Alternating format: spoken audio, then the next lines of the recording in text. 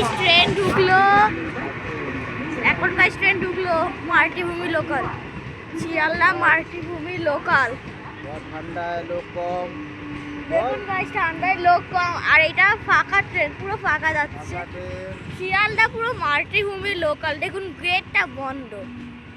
আপনাকে একটু জুম করে দেখায় আপনাদের, এই দেখুন, হ্যাঁ এই দেখুন ট্রেনের ভিতরে ভিড়টা দেখেছেন লাস্টের বাবু, এই যে ট্রেনের লাস্টের কোচ দাঁড়িয়ে গেল, ট্রেন দাঁড়াবে। এই যে ট্রেনের পিছনের ডাব্বাটা দেখুন গাইস, লোক উঠছে। আর এই দেখুন ড্রাইভার কাকুকে,